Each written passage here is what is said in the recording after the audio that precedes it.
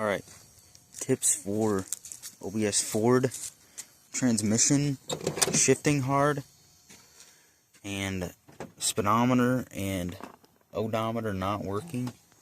Dome light wasn't working.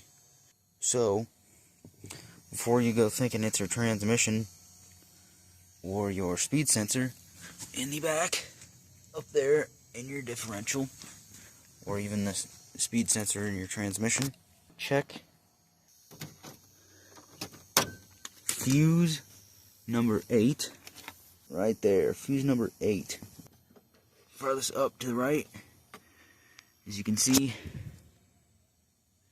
mine was blown. They should be connecting, they shouldn't be separated like that. And now it works fine.